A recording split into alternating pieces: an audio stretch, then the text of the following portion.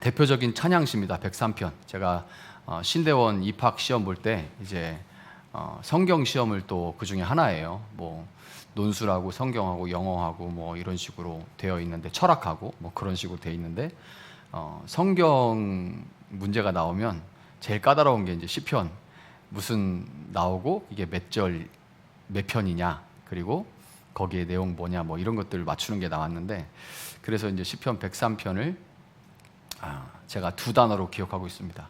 독수리하고 체질이라는 단어로 기억하는데, 세번역에서는 체질이라는 단어를 쓰진 않지만 103편은 저한테 독수리처럼 새롭게 하신다, 네 청춘을 독수리처럼 새롭게 하신다라는 그 구절하고, 우리의 체질을 아신다, 이걸로 제가 103편을 기억하고 있습니다.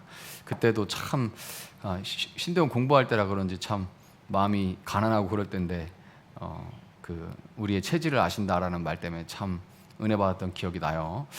대표적인 찬양시입니다. 시편 103편은. 근데 이 시편 103편을 우리가 낭송할 때 어떤 느낌이 드셨는지 모르겠는데, 저는 그런 생각이 들었어요. 이 시인은 정말 모든 것으로, 나의 모든 것으로 찬양하기를 원하는구나, 그런 생각이 들었어요. 아까 우리가 이제 말씀 듣기 전에 같이 찬양할 때 시편 103편으로 만들어진 찬양으로 같이 찬양을 하는데, 연주도 좀 부족하고 사람도 좀 적고, 그 다음에 뭐 소리나 이런 많은 것들도 좀 부족해가지고 그렇지는, 이 시인과 같이는 못했지만, 사실 송축하라 내 영혼아 할 때, 제 예전에 이제 그 제 모교에서 막 지하에서 그때가 금요 심야였던 것 같은데, 같이 권사님들하고 송축하라 하는데 진짜 막 내 영혼이 막 하늘로 올라가는 것 같이 느껴졌어. 다 같이 손들고 막 송축하라 하면서 막, 그러고 막 땀 뻘뻘 흘리면서 막 그렇게 손들고 막 찬양했던 기억이 나는데, 그때 우리 다 고백이 그거였습니다. 힘은 드는데 이상하게 힘이 나는 그런 경험을 했던 기억이 나요. 정말 이 시는 정말 모든 것으로 하나님을 찬양하고, 내 속에 있는 것들아 다 하나님을 찬송하여라, 이렇게 고백하고 있죠. 1, 2절을 보면 자기한테 명령합니다. 자기한테 찬양하라고 명령을 하고 있죠. 내 영혼아 주님을 찬송하여라, 마음을 다하여 그 거룩하신 이름을 찬송하여라. 마음을 다하여, 이제 개역개정에는 내 속에 있는 것들아 다 찬양하라, 이렇게 돼 있어요. 내 속에 있는, 그러니까 나의 모든 것들, 자신의 전 존재를 하나님을 찬양하는데 헌신하겠다 라고 자기 권면을 하고 있는 거죠. 자기 권면. 내 속에 나의 전부로 하나님을 찬양하라 하고 자기 권면을 하고 있는 거예요. 그 이유가 3절부터 5절에 나와 있습니다. 이토록 하나님을 찬양하는 이유가 있어요. 주님은 너의 모든 죄를 용서해 주시는 분, 모든 병을 고쳐주시는 분, 생명을 파멸해서 속량해 주시는 분. 자, 어떤 느낌이 들어요? 아마도 오랜 질병에서 노임을 받은 것 같다는 생각이 듭니다. 오랜 질병에서 노임을 받은 것 같은 그런 생각이 들어요. 이 시인이 천근만근같이 꼼짝도 할 수 없었던 그 몸이 가볍게 느껴지고, 다시 힘이 들어가는 그 느낌, 다시 이제 힘이 들어가는 그 느낌. 우리 집사님도 뭐 그런 느낌 알겠죠. 그 아프다, 병이 있다라고 했을 때의 느낌과, 이제 수술 끝나고 이제 완치됐다라고 할 때의 그 마음, 그 느낌이죠. 몸에 다시 힘이 들어가는, 독수리 날개치는 듯이 이렇게 힘이 막 정말 밥도 안 들어가는 그 힘이 없는 몸에서 힘이 들어가는 그 느낌, 얼마나 감사할까요? 그게 얼마나 감사할까요? 종교가 없는 사람들도 감사할 대상이 없어 답답할 거예요. 뭔가 이거를 정말 감사하고 싶다. 정말 내가 다시 살았구나. 정말 감사하고 싶은 마음이 들 겁니다. 자, 3절부터 5절의 동사들을 보면 용서하다, 고치다, 속량하다, 단장하다, 채우다, 독수리처럼 이렇게 새롭게 하다, 이 모든 단어들이 다 분사형입니다. 영어로 하면 뒤에 다 ing가 붙어서, 지금 하나님이 지금도, 전에도 그렇게 일하셨지만 지금도 계속해서 그렇게 나를 새롭게 하시고 단장하시고 채우시고 속량하시고 고치시는 일을 하나님은 쉼없이 하신다라는 고백인 거예요. 그래서 이 찬양을, 이제 이 시편을 보면서 제가 허리가 아파가지고 고생하던 적은 참 많고, 제일 절정이 이제 아프리카에서 한 11일 넘게 꼼짝도 못하고 목 돌리기도 힘들게 누워있을 때였는데, 그때보다 이 시편 묵상하면서는 청년 때 생각이 났습니다. 영국에서 처음으로 이제 은혜 받고, 정말 막 모든 생각과 모든 것들이 다 하나님께만 맞춰져 있었습니다. 첫사랑이죠. 너무너무 막 그리고 막 그때 청년들 모여있던 사람들은 막 아침에 1시간 이상 막 기도하는 건 일도 정말 일상이었기 때문에 아침에 1시간, 뭐 길게는 2시간 막 이렇게 기도하고 대충 밥 먹고 바로 학원 갔다가 일 갔다가 또 저녁에 또 모여서 예배드리고 하는 것들이 일이 그때 일상이었습니다. 이 은혜를 받고 신앙생활하는 게 너무 좋은데 그때 허리를 다쳤어요. 허리를 삐끗했는데 아마 제가 그때 기억이 났네. 그때 연극 교회에서 무슨 성탄절인가 연극 준비하는데 우리 집사람 내가 들었다가 허리를 삐끗한 거 그랬던 것 같아요. 근데 이게 원래 제가 허리가 안 좋기 때문에 좀 잘못 들었던 것 같아요. 이제 막 이렇게 들고 막 이렇게 하는 그런 동작들이 있었는데 허리를 삐끗해서 다쳤는데 이게 허리를 꼼짝할 수가 없으니까 원래 이제 그때 초신자 때 뭔가 이제 기도를 잘 못하는데 그냥 막 기도하고 싶어서 남들 무릎 꿇고 있으니까 저도 막 무릎 꿇고 있고 남들 부르짖고 기도하니까 그냥 나도 그냥 기도가 되든 안 되든 막 발에 쥐가 나도 막 버티고 그러다가 어떻게 어떤 때는 막 눈물도 나고 기도도 좀 되는 것 같고 그러다 또 안 되고 막 그럴 때거든요. 근데 이게 허리가 아프니까 무릎을 꿇을 수가 없잖아요. 근데 무릎을 꿇는 자세를 못 하니까 초신자 때 기도가 안 되는 거예요. 이게 자세가 있지 않습니까? 기도할 때 자세. 또 이렇게 흔드시는 분도 있고 이렇게 흔드시는 분도 있고 기도할 때 감 보면 이렇게 흔드는 분들이 있고 이렇게 흔드는 분이 있어요. 이렇게 흔드는 분은 아니다 하는 분들 이렇게 흔드는 분들은 그렇다 하는 분들. 근데 이게 다 자기 자세가 있습니다. 기도하는 분들 보면. 그런데 이게 안 되잖아요. 그래서 등을 어쩔 수 없이 허리가 아프니까 이제 반드시 바닥에 누워가지고 이제 기도를 하는데 왜 이렇게 졸려? 누우면 졸리는 거예요. 그러니까 뭐 지금 같으면 제가 졸리면 누워서 얼른 이제 그렇게 그때 막 기도보다 빨리 회복해서 해도 돼. 뭐 그런 식으로 제가 권면할 것 같은데 그때는 막 열망이 있었습니다. 그래서 이게 누워서 기도하고 싶은데 누워 있으면 졸리고 깨서 기도하는데 마음이 잘 안 실리고 이런 상황이 너무 서러웠어요. 그때 너무 서러웠습니다. 다시 근데 어느 날 이제 허리가 펴지고 다시 움직일 수 있게 되고 마음껏 예배할 수 있고 무릎 꿇을 수 있게 되는 그때가 됐을 때 얼마나 감격스럽고 감사하든지 모릅니다. 그래서 막 다시 힘이 들어가고 무릎 꿇을 수 있고 내 마음대로 이렇게 하나님을 예배할 수 있고 하는 것들이 너무 감격스러웠어요. 그때 생각이 나더라고요. 그때 정말 뛸 듯이 기뻤던 그런 생각이 납니다.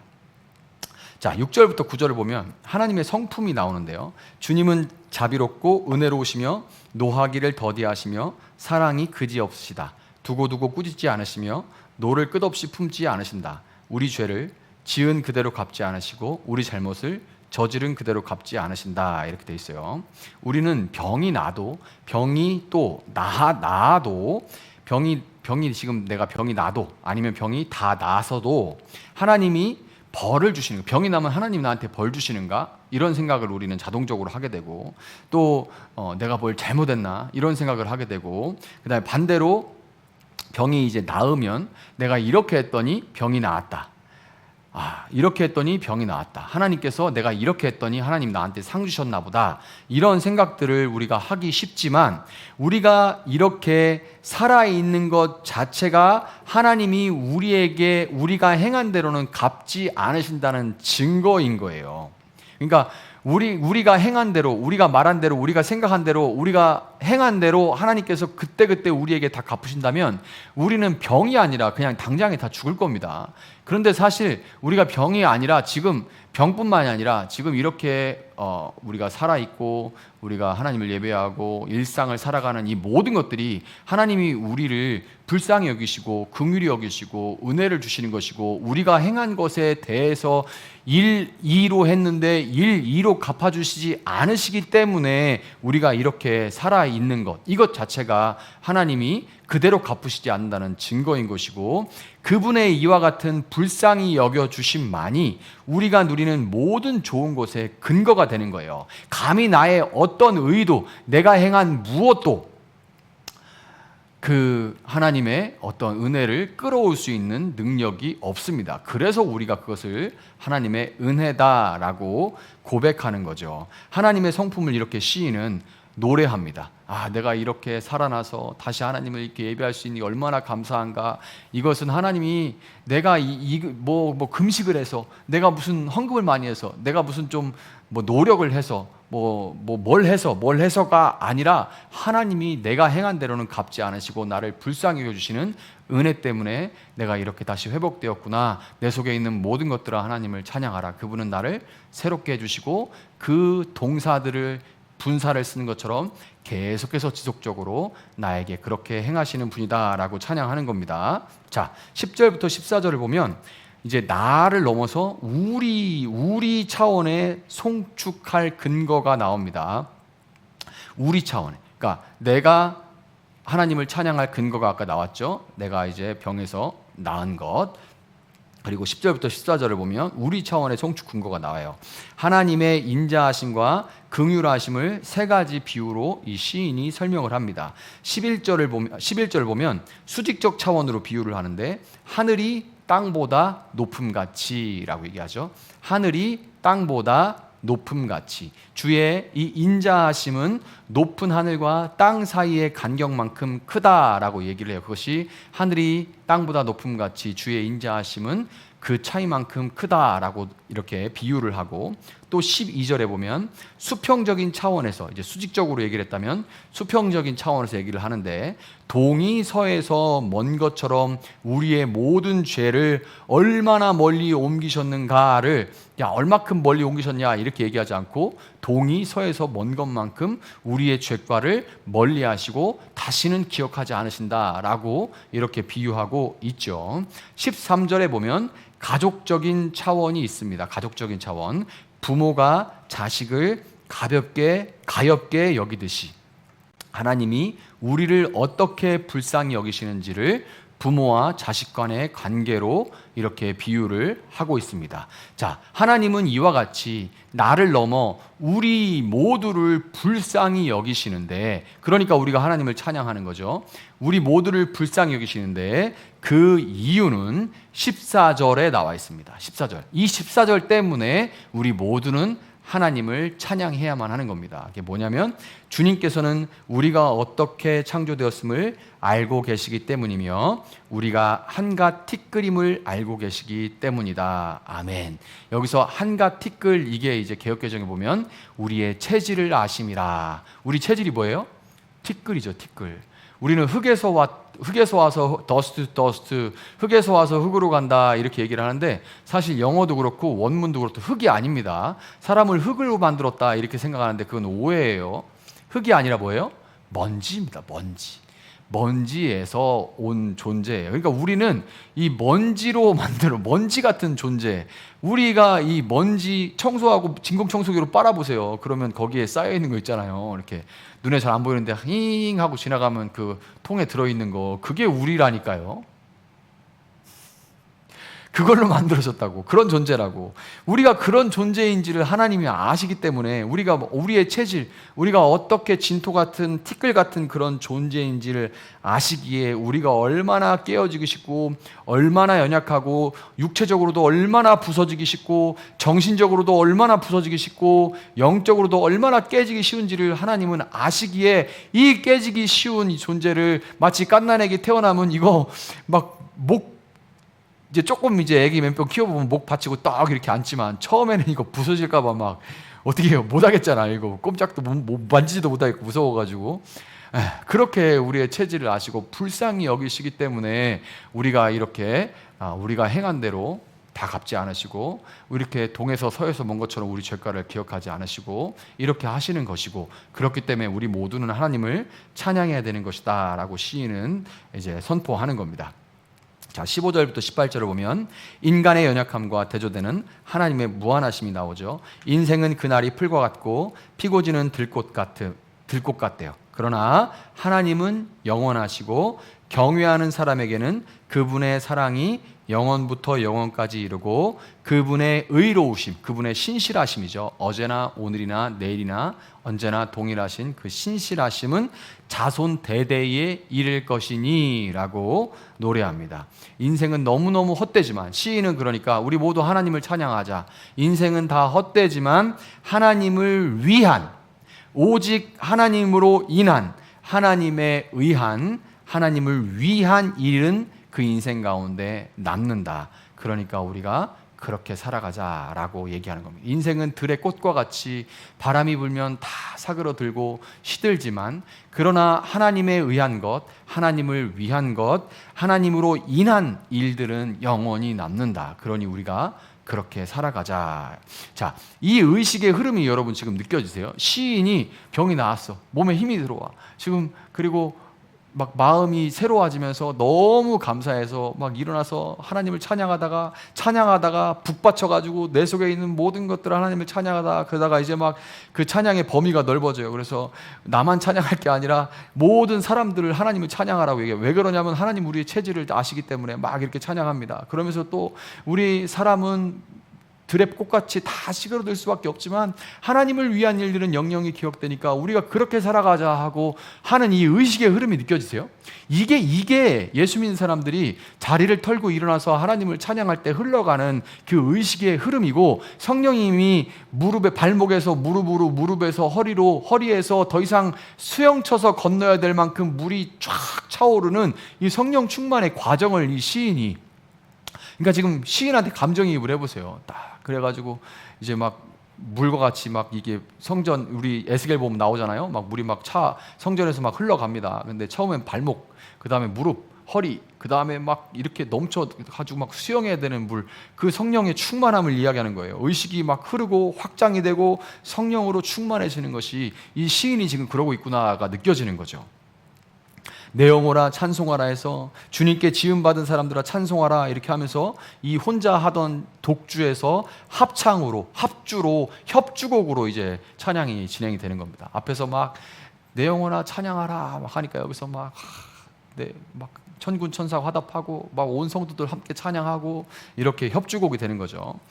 나이 들고 저도 약해져 가고 못하는 게 많아지고 병이 나고 내가 할 수 없는 일들에 대한 나의 한계에 대한 인식이 명확해져 가면서 그런 생각을 참 많이 합니다. 교회의 규모도 그렇구나. 이게 나에게는 어느 정도의 한계가 있겠다라는 생각을 하게 됩니다. 근데 그게 서글프지 않아요. 현실에서 믿음이 없고 있고 문제가 아니라 그렇게 되고자 하는 마음도 별로 없고 그냥 어느 정도 이겠구나라는 생각이 들 때 나는 거기까지인가 하는 게 별로 이렇게 서글프지 않습니다. 그런 것이 좀 명확해져 가고, 교인들도 그러면서도 무슨 생각이 들면, 교인들도 내 가족도 아내도 내가 은퇴하고 나서 그 다음에 또 내가 병상에 누워서 마지막에 이제 하나님 앞에 갈 때 보면 맨 마지막까지 남아있는 것은, 건강하다면 우리 집사람이 맨 마지막까지 남아있겠죠. 그러나 내가 눈을 감았을 때는 집사람도 가까이 그때 같이 있을 수가 없습니다. 그때는 오직 주님밖에 없죠.